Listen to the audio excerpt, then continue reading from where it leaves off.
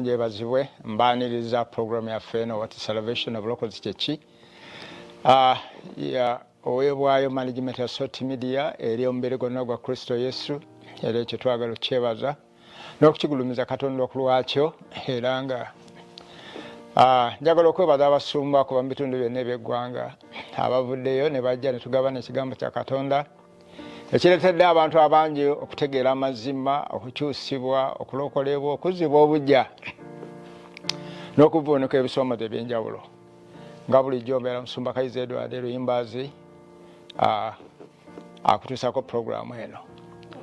n'ekyanene ey'olwaleero tulina omukisa tukyazizza ku sande eno ey'olwaleero amatuutulu g'olwaleero omuweereza wa Katonda mu ddakiika ezisalize ewala ajja kubeera nga kweyanjulira omulamwa guli nti obulokole kyeki kiva mu bikola by'abatume essula 30 naye bw'ova ku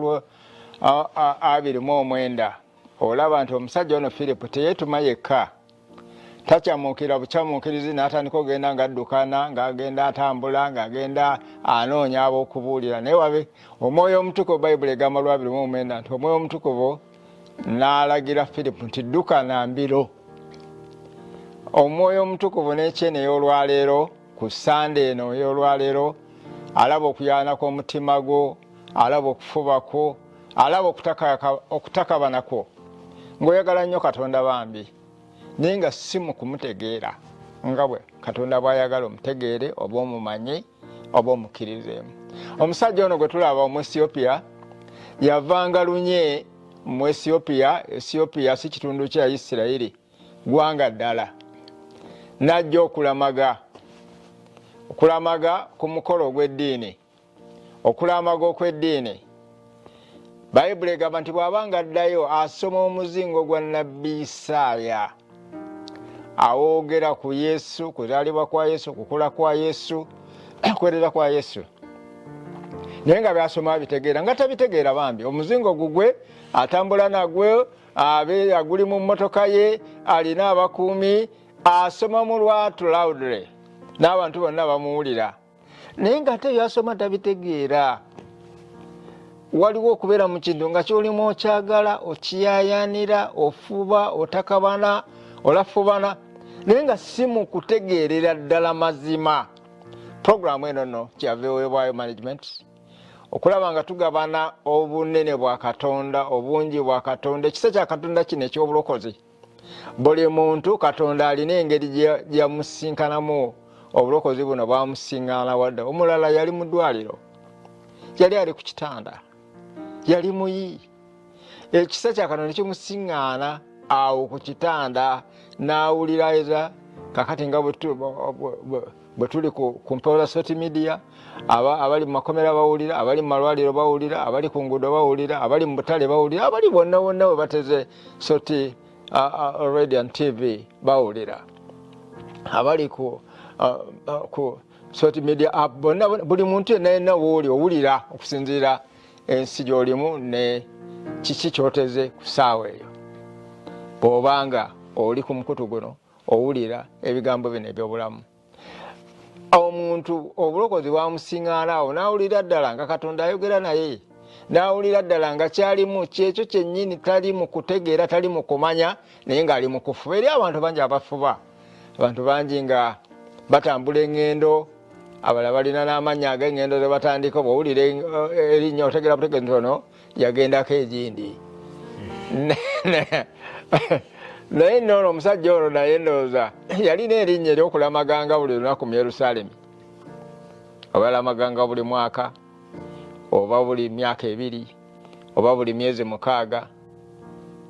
sikitegeera naye nga Bayibuli egamba nti yali mukungu mu Ethiopia. He was a minister of finance oba omwanika obwakabaka bwa Ethiopia eyalina okuyaayaana mu kumanya Katonda ne mu kuwagala Katonda naye nga si mu kutegeera ekisa. Obulokole buno omuntu ayinza obuyita ekisa, the grace. Ekisa tokikolerera oli akwatibwa bukwatibwa kisa nagamba Kayizzi nkubadde akagaali kano akagaali mba sikakoleredde naye oli ankwatiddwa ekisa nampa akagaali. Haleluya. Kati omwoyo omutukuvu alaba omusajja ono Filipo, atuma Filipo agenda asinkane omukungu ono ow'Ethiopia, addayo amaze okusinza addayo, naye byasoma ate si byakutegeera, tabitegeera. Waliwo gwe twogera naye nga weteekateeka genda mu kyaki oba kyonna kyogenda okugendamu, naye ng'oyagala Katonda bambi naye nga si mu kutegeera. Omuntu ogenda n'omugamba nti wandyagadde okulokoka, naga nti tokulokoka kye kiki, naye ng'ekyaleeta Kristo Yesu kulokola, yajja kulokola. Bayibuli bwete bwegamba mu lubereberye, Matayo lubereberye, naye alizaala omwana wa bulenzi oli mutumba erinnya lye Yesu, kubanga oyo alirokola abantu mu bibi byabwe. Kakati nno enkya eno ey'olwaleero, Sande eno ey'olwaleero nkwebaza kubanga owatwaniriza dda mu ddiiro lyo, owatwaniriza dda awo wooli mu ofiisi yo mu kisenge ekyo ku ssimu yaawo okuwulira ekigambo kya Katonda. Era njagala okwaniriza omusumba Hilary, ajja kutubuulira amannya ge gonna. Ssebo omusumba, tukwaniriza enkya eno ey'olwaleero. Abantu bakulindidde Sande eno ey'olwaleero, weebale kukeera. Abantu bakeera oluusi okukola ebintu ebirala naye weebale kukeera mu studio za Soti Media okugabanya essuubi ekigambo kya Katonda. Omuntu naga nti wadde empewo gyeri naye nze ngenda kukeera, wadde olukuba lufuuyirira naye nze ngenda kukeera. Okugawana n'ekigambo kya Katonda suubiddamu kubanga tulina obujulizi bunene era buwanvu. Abantu bangi abasumuluddwa okuyita mu puroguramu eno, abategedde amazima ate abaweredde omukisa. Bwe tugabana, bwe tufulumya ate tuyingiza. N'olwekyo ssebo nkwaniriza abalabi baffe n'abatuuliriza yonna gye bali mu ggwanga n'ebweru waalyo, bakulindiridde babuulira amannya go, obuweereza. Tuli ku mulamwa obulokole kyeki. Amiina. Sebo omusumba neyanza nnyo neyanzeege. Amiina sebo. Weewalire ddala omukisa ate ogumpeeredwa Soti Media enkya eno ey'olwaleero. Amiina. Sikitwala nga kitono, kinene ddala. Wow. Era ekisa kya Katonda nga bw'okyogedde kikituyamba, kikituwambaatira, kituteeka Katonda we wayagala tubeere. Amiina. Amannya gange banne munambandiza abali ku Soti Media wonna wooli, Mukama akuwa omukisa. Tokoze ensobi, oli watuufu wennyini. Amannya gange yenze Musiima Hilary, naye ngeri y'obuweereza Servant Hilary, abatera okungoberera mukimanyi bulungi. Ndi musumba w'ekkanisa eyitibwa Kingdom Revelation International Ministries Uganda, tusangibwa mu Munyonyo. Era nga nze asumba abawandiisi b'ennyimba mu Uganda. Tulina ekitongole kiyitibwa Buswa abaziwandiika ennyimba. Nze musumba waabwe. Ate ne baproducer b'ennyimba ba video ne audio abazikuba n'abakwata. Nebaza Katonda ko kuba Mukama ampadde ekisa. Neyanzizza okuba ssebo ng'okkiriza nkyaleko wano obulokozi kiki. Naawe ssebo weebale kutindigga kubanga obusumba bw'olina ndaba ng'obugaziko, naye n'obeera nga ozze. Naffe tuweeredde omukisa ssebo. Ndi musajja mufumbo. Mbadde sikigambye. Ndi musajja mufumbo. Olwokuba ndi servant, mukyala wange naava nti Mukama atukoze bulungi. Ako nno nako kapya. Olw'okukuntya Musiima. Kubanga tuli omulamwa gwe tulimu obulokole kyeki. Olw'okukuntya osinkana ntya Kristo akusinkanawa era mu mbeera ki. Amiina. Neyanza ssebo omusumba. Ekyamazima endowooka yange nnyangu nnyo yakutegeera kubanga nina omuntu mu Bayibuli bwe tufaanagana. Nfaanagana n'omusajja Pawulo. Kubanga nange kennyini nali musajja munnaddiini, nali mu ddiini, ng'era ndi musajja munywevu anyiikira okunoonya ebyawandiikibwa. Naye bwe mbeerayo ekiseera ne kituuka nga nina ebibuuzo bingi, ng'ebibuuzo mbuuza bingi. Eno gy'oli oba eyawalala? Ng'ebibuuzo mbuuza bingi. Kaakati ekyamazima ne ntandika okubeera akalubiriza abayigiriza b'obuuza nga balinganga ansa ziri walako ate ntono wow. Kaakati ekiseera ne kituuka mu kuba kaluubiriro bwenkanidde awo mu covid awo wajjidde nze covid agenda okutandika nali nkyali munnaddiini yennyini omunywevu nkyali mugole era obuweereza nakamalamu kati mu mwaka tugenda kuweza ebiri naye covid bwajja nentandika okufuluma okubuuliranga enjiri kubanga nawuliranga ojjukira byali bya famire osinga mugenda mu families netwekuŋŋaanyaamu ne bannange netululanga n'okuyiga naye mu biseera ebyo nali ntandise naye kuva dda sijaga mu biseera ebyo okuva dda n'ebintu katonda byajjanga mbikkulira eri mu ddiini era bye byavangako ebibuuzo ebingi nga njagala okutegeera obugufu bwabwo exactly ate olw'okuba nti nali musajja atambula ennyo n'abapentekooti ate mu ddiini olwa industry gyendimu ya music kati nga mbeera n'emikwano gyange bangi nnyo basiriva abo tunyumya emboozi nnyingi nga tudisikasinga ebintu bingi naye nga ndi eri mu ddiini kaakati ebibuuzo ne byeyongera omwoyo najja nga ayogera nange kati mu covid omwo nga tannatuuka wali omukwano gwange bamita alani ye nga mu pentecourt already yansharingirangako messages ez'enjiri kubanga neri nali munyiikivu si bano bannaddiini abagoberera munyiikivu oyagala ekintu ng'olinganga Pawulo oli oswakira n'okuswakira nanyumyanga naawe kaakati yansharingirako omwami omu omusumba oyo bambi yafa bamutanga Dr. Miles Monroe yali musajja Bahamas yes yagwa mu accident y'ennyonyi bwe yansharingirako nempulanga obulamu bwange bukyusiddwa nnyo kubanga yali ayogera ebintu kati level wempulira nga wentegeerera nempulira nga ansumuludde nnyo kakati ngenda okudda covid agenda okujjaawo nga perception yange etandise okukyukira ddala wakati nfunye omusumba gwempulanga nti this is what I want kakati covid bwajja tufuluma ntandise okuyigako ne bannange abamwalira tukyalinawo mu ddiini naye nga mbayigiriza biri byenjiga obwakabaka bwa Katonda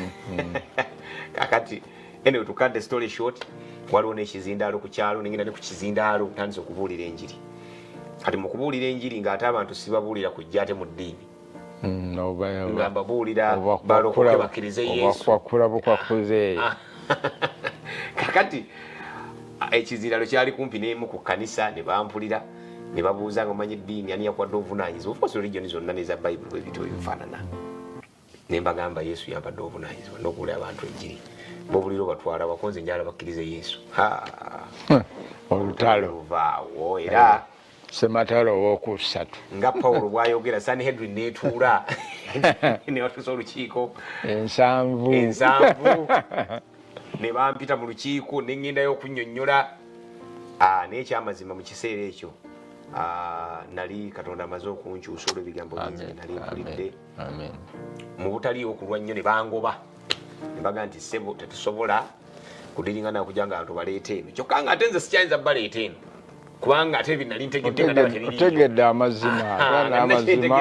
ekitali eno kaakati ne bangoba bwe bangoba ne tuyingira mu kusaba n'okusiiba n'abalenzi mikwano gyange bambi omu Fred Kalejeya ne Yonasaani Mukisa ne tuyingira mu kusaba n'okusiiba kwa nnaku ago okusaba n'okusiiba Katonda ayogera nange ebintu bingi nnyo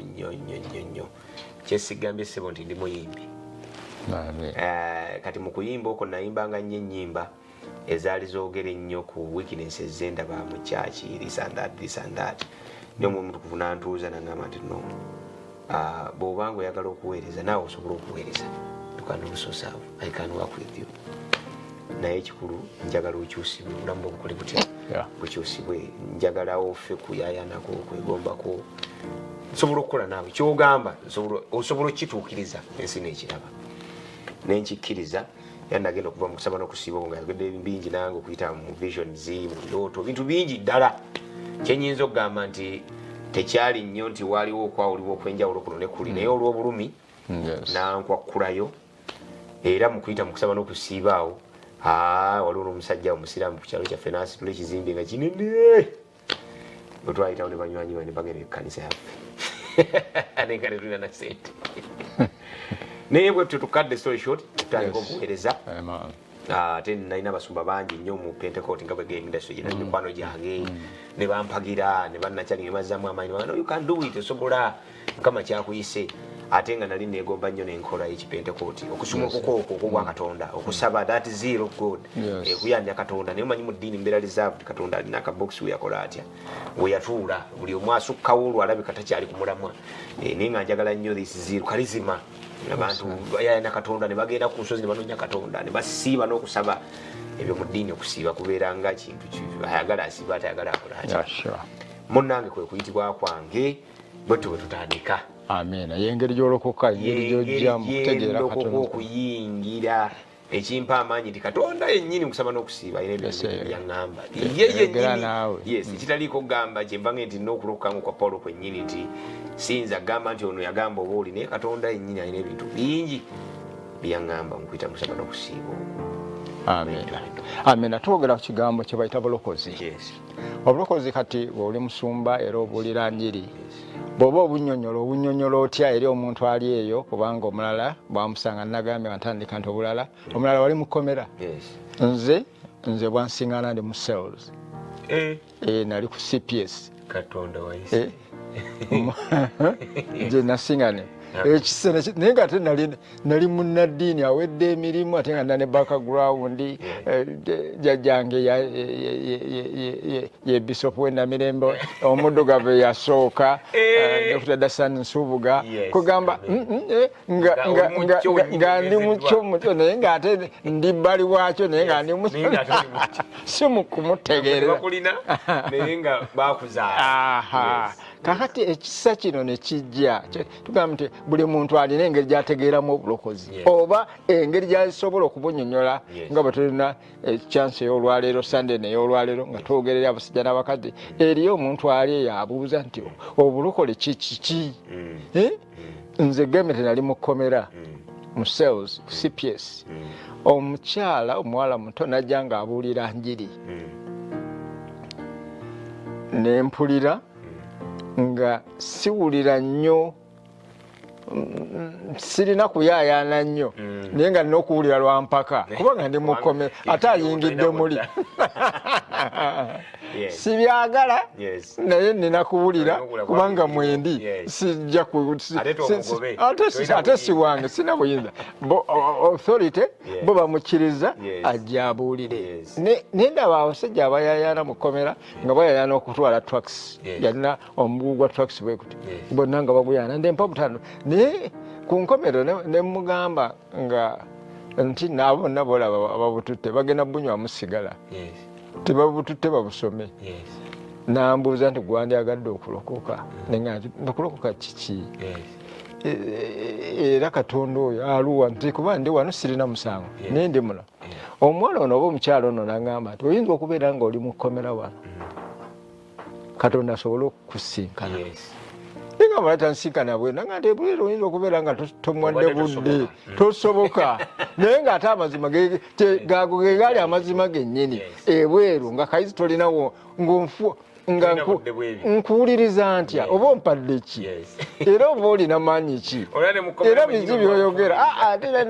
era nga agenda totumalira biseera kugamba buli muntu alina engeri Mukama gyamusinkanamu naye musumba Hillary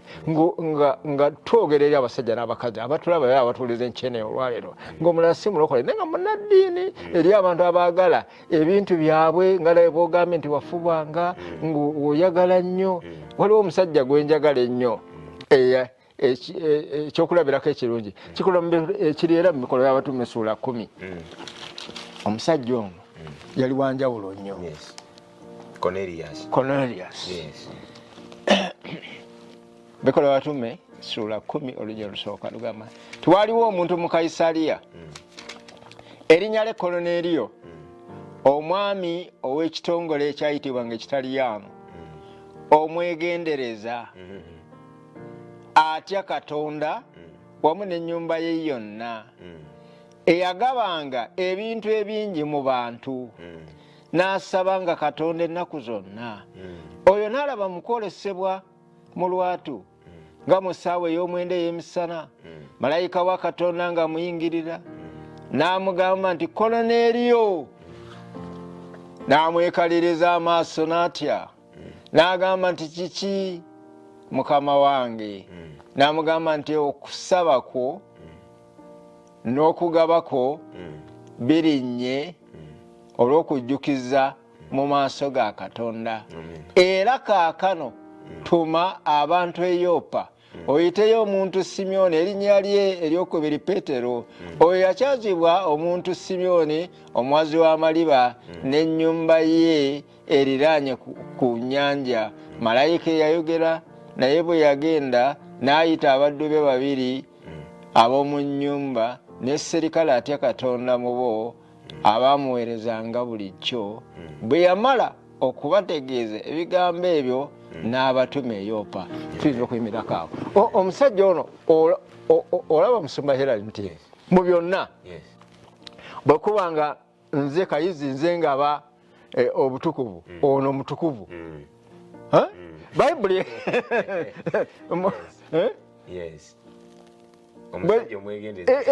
Bayibuli egambye nti omusajja omwegendereza kimu atya Katonda wamu n'ennyumba ye yonna mu nnyumba ye yonna batya Katonda basaba basinza baagala bawaayo aziika abafu akubagiza ajjawo n'embwa ezifudde ku luguudo eyagabanga ebintu ebingi mu bantu ono omusajja si mu Isirayiri munnaggwanga naye atya Katonda ayagala abantu ba Isirayiri ababudaabuda musirikale naye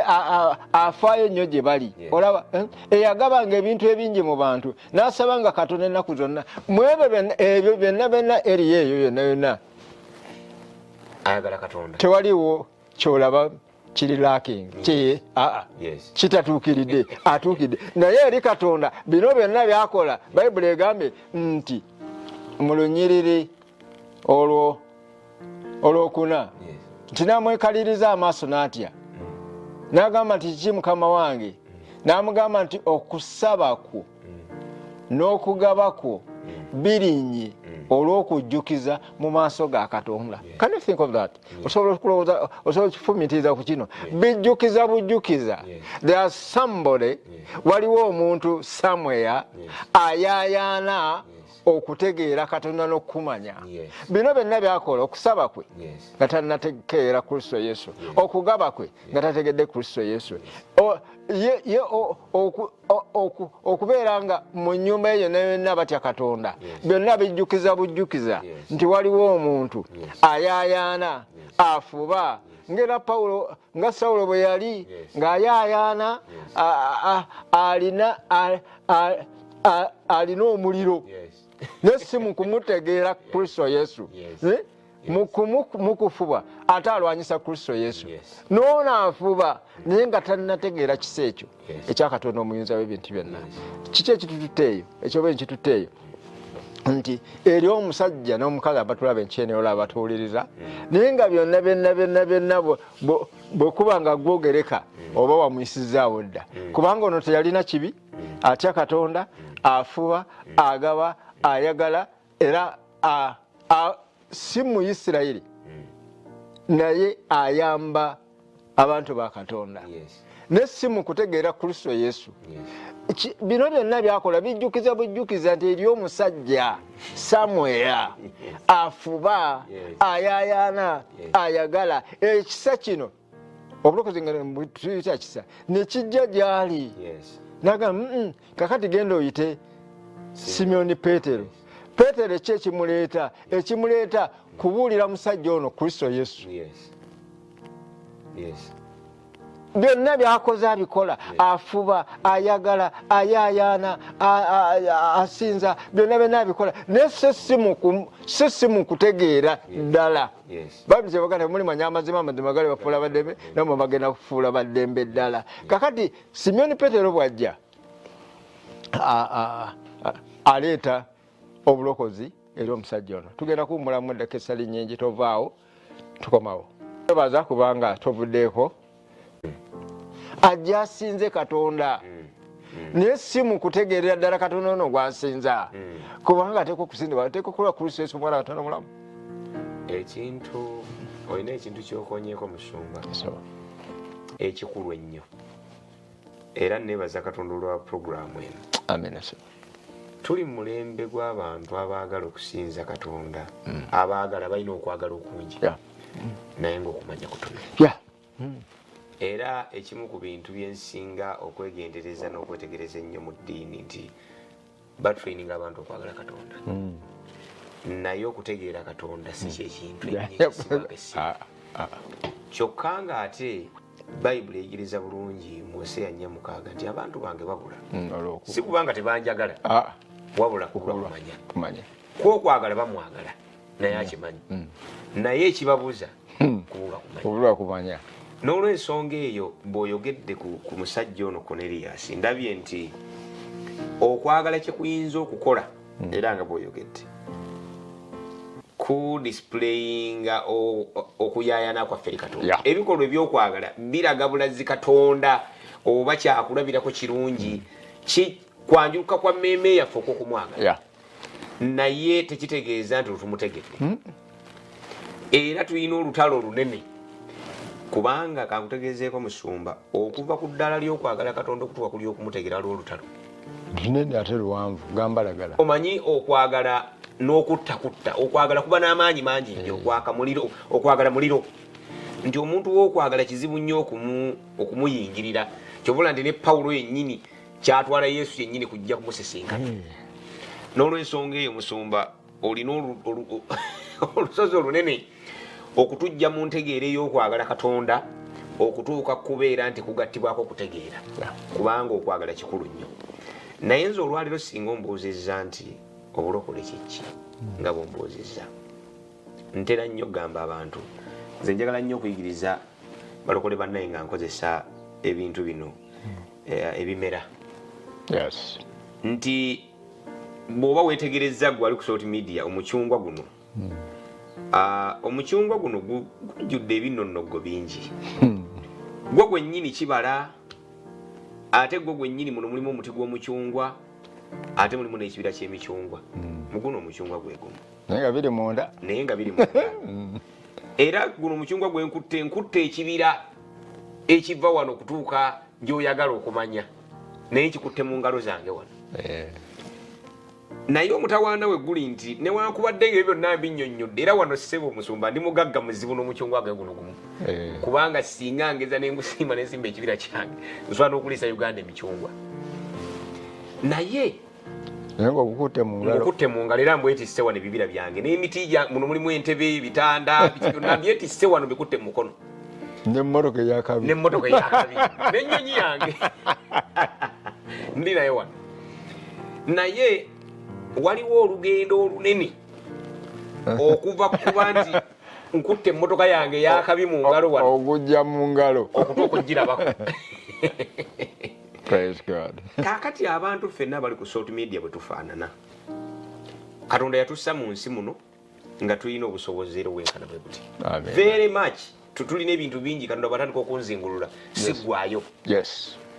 naye waliwo olugendo olunene waliwo ekyagwawo kyobola nze njagala nnyo musumba onansonyiwa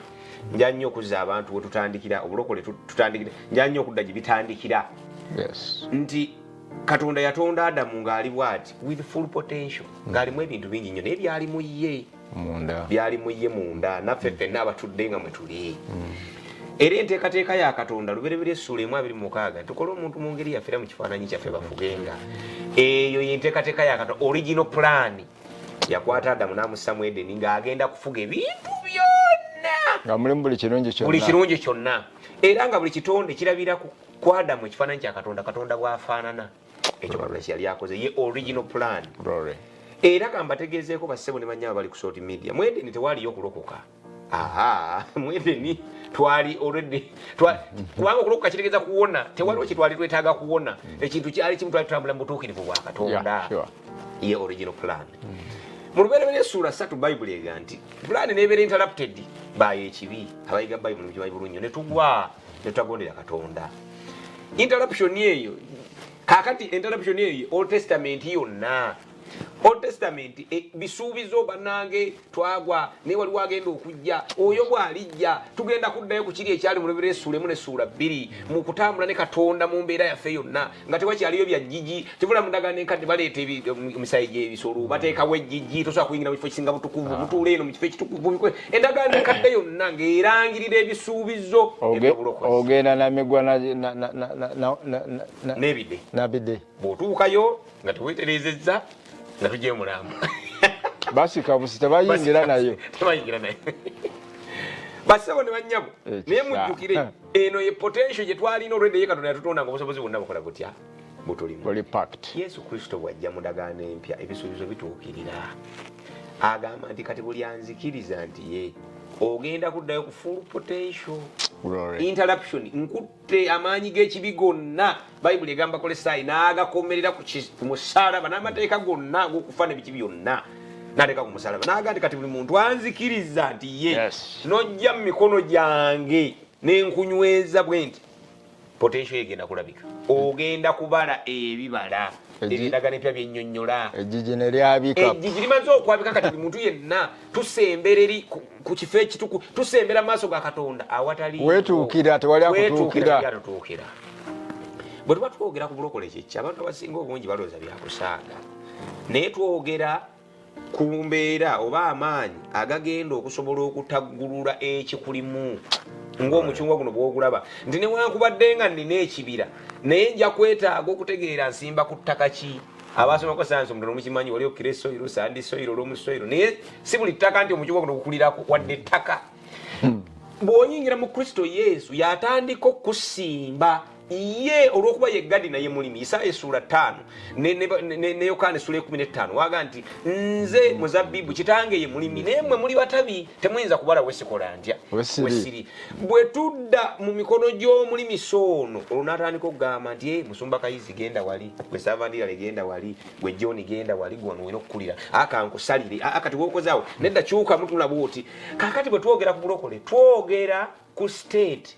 Katonda gyataddewo embeera Katonda gyataddewo gwe ofuuke kiwajja okukola kubanga buli muntu yenna yajja ku nsi kuno yajja nga alina kyazza okukola guno gwajja kuba mucungwa agamba Yeremiya eri mu ssula esooka olunya olwokuna n'olwokutaano nti nakumanya Katonda nakuzaalibwa nenkwawula nenkulonda okuba nnabbi nange nayalibwa musumba Kayizzi yalayirwa n'omwana akutte ku kamera buli muntu yenna ku nsi kuno yajja with full potential bwe twogera ku bulokole tuba tugamba nti bannange mujje mwenna nti ye newankubadde muli b'amaanyi balabye amaanyi naye gye muliyo temuyinza kubalirayo nti ye omulimisa agamba mujje mu nnimiro ye nti ye mujje mu kisibo Yesu kyevula muyita omusumba omuki omulungi tetuga nti tuli ndiga lwaki yagenda okutulunda buli omwe amuteeke bw'alina okuliira nolesoke bassebo ne bannyabo bwe tuba twogera ku bulokole wano tetwogera ku kintu ekyokuzannya kyemulowooza abantu abasinga balowooza nti obulokole olwokuba nti munne tulina endowooza zaffe ez'eddiini balowooza nti obulokole linnya liri awo baŋŋambye naawe okulokoka nange nenkyabiganyeemu bassebo ne bannyabo tugamba jangu eri omulimisa komawo mu nnimiro komawo eri Katonda waffe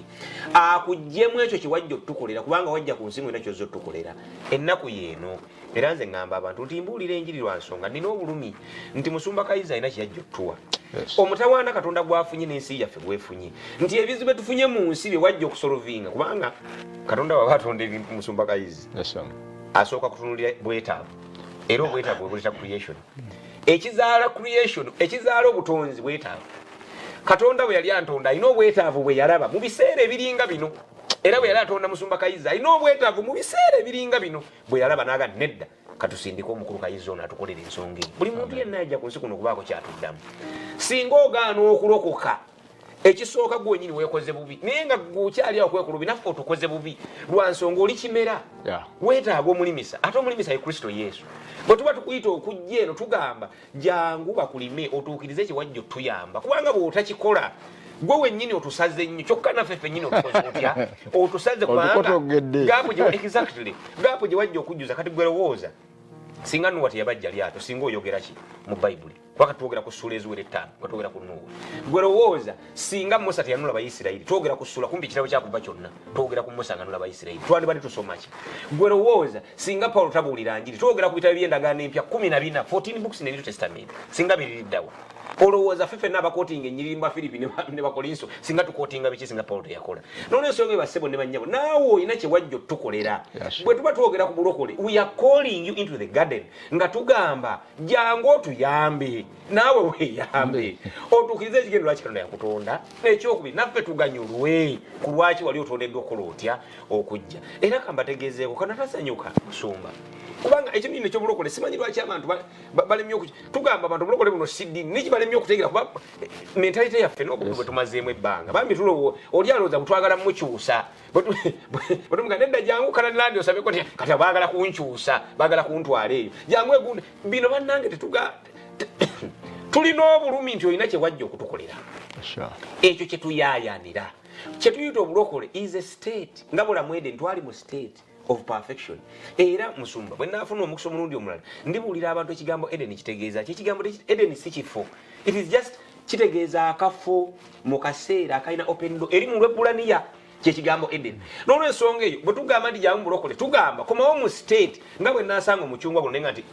omucungwa guno otyo nombuulira nti gulimu ki nti ati olinamu ekibira olinamu emmotoka yo olinamu ennyonyo nenga nti kati nkoze ntyo bifuna nenga nti akankulaga ettaka we bikulira jangu nkulaga osimba emicungwa Yesu kyagala okukola eri obulamu bwo n'obwange era bw'ayita abantu bonna kyavaaga nti bwe munzikiriza nti mugenda kubala ebibala bingi talimba akakasa kubanga amanyi olw'okuba ye yakutonda ye yateekawo ensige amanyi n'obugagga obugikola butya obugirimu basebo ne bannyabo kati nga musumba bw'agambye ye bamusanga mu kkomera Katonda alina obulumi naga nti kakufundirize naawe nno ssebo olina kitabo kira mu Bayibuli oyo Onesimus mu kitabo kya Filimoni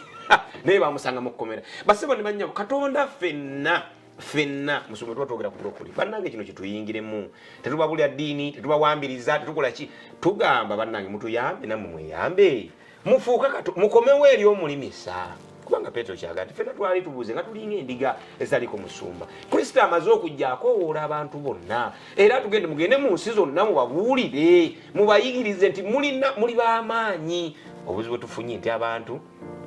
Katonda we bamudduka buddusi era ng'emirembe gy'endagaano enkadde bwe gyali buli oyagalanga okujja obasisinkana nga batwala misinde naye ku mulundi guno tukozesa omukisa guno n'omusumba ne social media okubategeeza nti bassebo ne bannyabo bwe tuba twogera ku bulokole tugamba twagala okutwala mu nnimiro tukuyita Katonda atukozesezza kuba Bayibuli egamba Bakolinso ekyokubiri sura 5:2 tetuli bambasada baggulu eggulu lituyise okutegeeza nti komawo mu nnimiro eri omulimisa lwaki okomawo gwe wennyini akulime akukoole tofaayo ku myaka gy'olina kubanga ayita Ibulayimu ku 75 n'avaamu eggwanga n'olwaleero endagaano enkadde yonna tugera ku Bayisirayiri omusajja avaamu awo yali ku myaka 75 kino tekiriiko age tekiriiko myaka neobeera muvubuka muntu in fact nzikiririza nnyo mbavubukira neyanziza abantu bana bali ku kamera kuba bavubuka nti mukoze bulungi nnyo okkiriza Katonda ng'okyali muto ovaamu bingi nnyo gyokoma okulwawo okumukkiriza gyokoma okuvaamu ebitono kuba n'emyaka giba gikoze naye bw'okeera ate ogenda kuvaamu ebintu bingi Joseph afuuka prime minister ku myaka 3 Yesu alokola abata ayingira mu buweereza ku myaka 3 Dawudi afuuka kabaka ku myaka 3 kitegeeza nti tukyalina gaapu nene nyakuba Goliath ku myaka 15 n'olwensonga eyo fe abakyali abavubuka ate tulina omukisa munene naye naffe abakuze Katonda atuira tukoma mu nnimiro oyo eyalima Ibulayimu n'avaamu eggwanga oyo yalima Ibulayimu n'awangula bakabaka 5 eyalima Ibulayimu n'amukyusa n'erinnya naawe alina kyateekateeka eri omulamu olwensonga tubayita eri bulokole buno si nti tubawambiriza twagala muleme kutusala nammwe muleme okwesala yes kyamaanyi nnyo okutegeera nti waliwo ekisa eri obulamu bwo Katonda akwagala obeera agasa era Isaya namwe nakulamusa bwagamba nti nze Katonda abayigiriza okugasa ogase obeereko kyokola ekigenda kugasa obulamu bwo kigenda kugasa abantu abalala n'emirembe egiriddawo wakati bino musumba Kayizzi byokola abali bawo ku myaka 10 balijjayo ne baga nti omusumba alina ekigambo kyayogera leeta kasiddi ako naye kati teebereza singa tewakkiriza yesenga omuntu teyajja singa omuntu teyajja kwegamba bino ebintu tubigiremu ddala feeling n'okulowooza kubanga nze ndira nnyo okubuuza abantu neŋŋamba nti fine eddiini yo gyagala nnyo tokoze bubi naye ekibuuzo gwe bw'otunula emyaka gy'omazeemu ddala onaatukiza ekigendo lwaki watondebwa onaatugasa kubanga osanga omuntu nomuzeeyo omunanyumyako naye ku kyalo kyaffe eyo ne mugaa nti naye nandyagaddemu nze yokkirize kubanga nkuze naye ng'atuliisa mbambi omwami oyo naye yafa. N'aŋŋamba nti naye kati nze ebyokulokoka nze nkulidde mu ddiini yange. Kaakati ebyo nkyabyagaza ki? Namusaba ku kitanda nga mulwadde. Ekyamazima ne mugamba nti Katonda asobola okukuwonya. Naye ne bw'aba takuwonyezza ne mubuuza nti jjajja nti nkuze nga ndaba okola bizinensi. N'aŋŋamba nti nkola bizinensi. Ne mugamba nkuze kuba yalina emmwanyi ku kyalo. Ne mugamba nti jjajja wali okozeeko ku bizinensi nti yali ekusazeeko nti yali ensazeeko. Ne mugamba nti jjajja kati mbadde nkusaba nti obulamu bwo okkiriza Yesu Kristo omulokozi wo tugikole nga bizinensi. Bizinensi etya? Ne mugamba nti kubanga okuze ne bw'aba takuwonyezza nti bwebaka mu nfufu ey'ensi eno nti tukikole nga bizinensi kubanga okumukkiriza tekina kikujjako. Oyatula n'akamwako n'okkiriza n'omutima gwo Mukama n'okola otya n'olokoka. Ne mugamba nti kale tugibale nga bizinensi. Bw'alijja ku biro eby'eggulu olirokoka oba atwala olibeeramu. Bw'atalijja olimanya nti kyakusala. Ne mugamba kubanga ne bizinensi ez'okunsi kuno obadde ng'ozikola ne zikola zitya ne zisala. Ne mugamba lwaki ekintu ekitono kino waakiri kale tukisigemu tumanye nti bw'alijja oliga nti oba omuvubuka yajja ku kitanda n'aŋŋamba bikkiriza. Bw'atalijja oliga nti omuvubuka yannimba. Era loliba nakyokoze otya nakyofiiriddwa. Naye ffe abakyali abalamu tulina omukisa. Naawe ali ku kitanda Katonda afe awonya.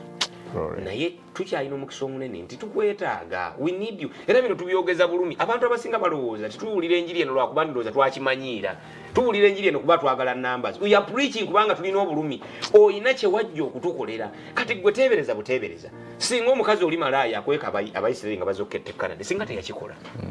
Abakristo bandikoze batya singa teyakikola. Naye Yesu amusangawo. Gwe lowooza bulowooza. Tuli ku Matayo omuwooza. Ali mu buwooza ensi mwatambulira. Singa Katonda Yesu tasisinga na Matayo n'amugamba nti jangu n'asigala mu buwooza singa twogera ku ki?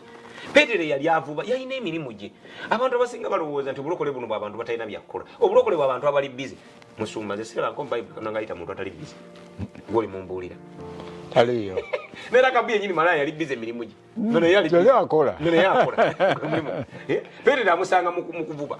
Matayo amusanga mu kuwooza. Bandi bonna balukka abasanga mu bwa dokita. Pawulo amusanga mu Falisaayo yennyini mu ddiini. Awedde emirimu.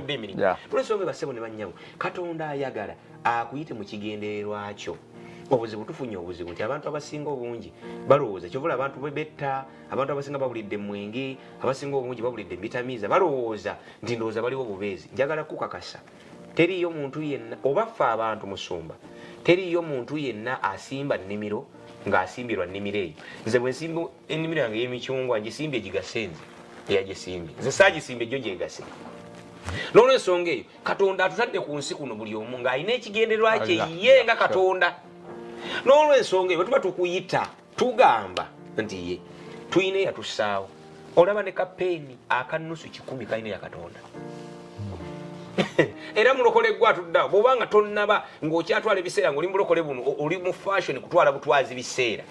otukoze bubi kubanga tuzze okulongoosebwa. Bayibuli kyegamba eri Mbagalatiya essula ey'okutaano nti ebibala eby'omwoyo nenga nti bannange bwe mwajjano nti mugenda na kubala nti ye Yesu n'agamba nti ate ka mbategeezeeko nti gye mulaga okubuulira enjiri bali balabira ku bibala byammwe. Twajja wano okubala tugase kankutegeezeeko musuma kati gwe teebereza singa toliiwo nandikyaddewo ani yandindeese singa ali ku kamera tali kwagamba ensi eno we are so connected in such a way nti buli muntu yenna azze nga alina kyalina okukola atya okukola. Bassebo ne bannyabo nze bwe mba njogera ku bulokole ŋŋamba era tugamba obwakabaka bwa Katonda nti ye jangu eri Yesu. Lwaki? For your own good. Era abantu abasinga obungi balina obuzibu balowooza musumba bubakkiriza Katonda mbu yafunamu ye problem yokka gye tufunye. Abantu balina doctrine ate eddiini kyetukoze. Abantu balowooza ti sibba munaye manyi Mukama yagamba tobba mbu Katonda. Omusajja Yobu yabuuza eri mu ssula ya 3 naye kati goloza oba omutuukirivu afunamu ki? Omulala yagamba nti era ninganga mulokole ninganga taba mulokole. Tetugenda kuvaawo wano tetugenda kuyitawo wano tutuse ku nkomerero ya programu yaffe eno naye twebaza Katonda kubanga otwaniriza obulidde naye ku nkomerero byonna ebintu byonna. Omusajja ono omulaawe bw'amala okuwulira n'ategeera amazima bw'asiŋŋaana amazzi agamba nti kiki ekiŋŋaana wano okubatizibwa kubanga amaze okutegeera era n'ekyeneyo olwaliro nzikiriza nti era omusajja n'omukazi ng'oli eyo obadde n'ebibuuzo obaddeko obaddeko woolabira ebintu obadde weekutte naye ng'awulidde ekigambo kya Katonda ekireese essuubi tetugenda kuvaano nga sikulembedde essaala yakwenenya bibi byo njagala weewombeke wonna wooli oddemu ebigambo bino wamunega amatayi Mukama nkwebaza olw'ekirabo eky'obulamu nkwebaza kubanga onyinzisizza okumpuliriza amazima g'ekigambo kyo era nzikiriza ddala nti mbadde mwononya abadde ateekwa okuzikirira n'olw'essuubi lye nfunye mu kigambo kyo nzija gy'oli nga nneenenya era nga nva mu makubo gonna ge mbadde ntambulamu agatali ga bakatonda nga lesseera nga buddemu era nyaniriza Kristo Yesu okubeera Mukama era omulokozi w'obulamu bwankuva kaakano mpa amaanyi n'obusobozi okuwangula byonna ebibadde bimpangula nga sinalokoka era nsaba onzijuza omwoyo gw'omutukuvu nga bw'ayogera nti abakulembera omwoyo baana ba Katonda nkwebaza kitange nkwebaza Kristo Yesu okunjagala n'ondokola bulimuzi batenderezebwa Kristo nsabidde amen gwazeemu essaala ey'olokose naye abadde asisuka Mukama kuziza obujja genda onoonye ekkanisa eri ku musingi gw'ekigambo kya Katonda ojulire abagambe nalokose ogenda kulaba omukolo gwa Katonda ogw'amaanyi musumba nga tumaliriza kusaba oddemu okulagirira abantu eryo obuweereza butusangibwa obuweereza Kingdom Revelation International Ministries tusangibwa Munyonyo Salama Road bw'oba tonnatuuka Kiruddu ku ddwaliro waliwo ekkubo erikkirira walitali ekaaboma era eryo ekkubo ne bw'obuulizaawo ekkanisa eyo basobola okutuusaawo era omusingi tuli nnyo kuyiga ekigambo kya Katonda